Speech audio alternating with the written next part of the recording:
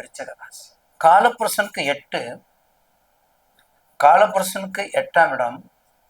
அங்கே அனுசம், கேட்டை, விசாகம் 3 நட்சத்திர அதிபதி, மிகப்பெரிய ஓனர்கள். இந்த அனுசம், விசாகம், அனுசம், கேட்டை இல்லையா, மிகப்பெரிய ஓனர்கள் இவங்கெல்லாம்.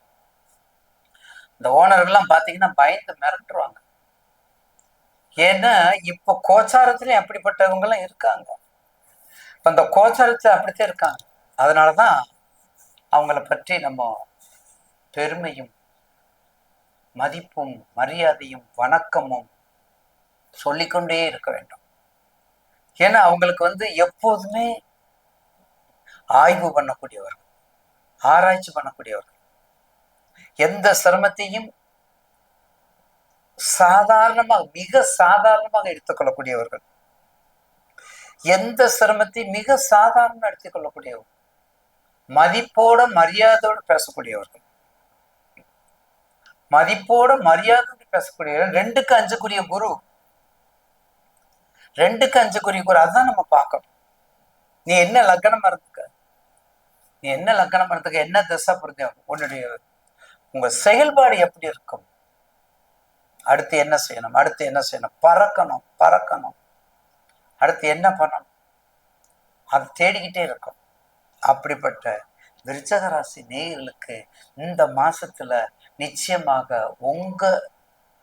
உங்களுடைய ஜாதகத்துல சுய ஜாதகத்தை எடுத்துக்கங்க. அதுல என்ன லக்கணம், உங்க ராசிநாதன் 6, 8 பன்ல மறைஞ்சிட்டானா இருக்கிறாரா, இல்ல மறைஞ்சது போர் தோற்றத்துல இருக்காரா, இல்ல மறைய இல்லையா, இது எல்லாம் பக்கத்துல ஜோதிட கலைஞர்கிட்ட ஆய்வு பண்ணுங்க. சும்மா அரைச்சமாவே அரைக்க வேண்டாம். என்ன தசை, என்ன புத்தி, எதை கும்பிட்டா நமக்கு குறையும், அதான் எதை கும்பிட்டா குறையும், நிவர்த்தி ஆகாது, குறையும். உறுதியா கண்டிப்பா டெஃபரண்டா ப்ராமிஸா கன்ஃபார்மா குறையும். அதுல மாற்றுக்கட்டம் இல்லை. எனவே தயவு செய்து விருச்சிக ராசி நேயர்களுக்கு இந்த மாசத்துல உங்க தசை பத்தி பார்த்துக்கிட்டு அதுக்கு தகுந்த வழிபாடு. இப்ப ராகு திசையில சூரிய புத்தி, சந்திரன் அந்தரம், அப்ப அம்பாள் வழிபாடு. அப்ப ராகுக்கு அம்பாள் தான், சந்திரனுக்கு அம்பாள் தான். ராகு திசையில சூரிய புத்தி, சந்திரன் அந்தரம், ராகு திசையில சூரியன். அப்ப ராகுக்கும் சூரியனுக்கும் பிடிக்காது, அப்ப ராகுவை கும்பிடணும். அப்ப சூரிய புத்தியில சந்திரனுடைய அந்தரம், அந்தரமும் ராகுமே பெண்ணுக்குரிய இடம் தான். அப்ப பெண் தெய்வத்தை கும்பிட்டா போதும் அப்படிங்கிற கணக்குக்கு வந்துடும்.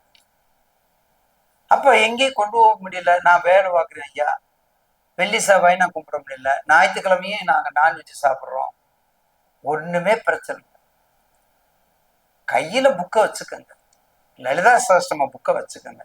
நீங்க பாட்டுக்கு பஸ்லயா கார்லயா எங்க ஓய்வான நேரத்துலாம் ஓம் சிந்தூரான விக்கிரகம் திருநயனா மாணிக்க மௌலீஸ்வர தாரநாயக சேகரா ஸ்மிருதி மிகி மாபீர வசுதகம் பாணிப்பிய மலிபூர்ண ரத்தன சசகம் ரக்தோத்பலம் பிம்பிருதம் சௌமியா ரக்தனக்கரஸ்த ரக்த சரணாம் தியாயாம் தியாயாம் பராம்பரம் தியாயாம் பத்ம சனசதம் விகசிதி வதனான் என்ற பதிகத்தை பாடி மானசீகமாக என் அன்னை உமையவள் லலிதாம்பிகை அவருடைய மயிலாடுதுறை அருகில் உள்ள லலிதாம்பிகை கோவிலுக்கு ஒரு முறை சென்று வாருங்கள்.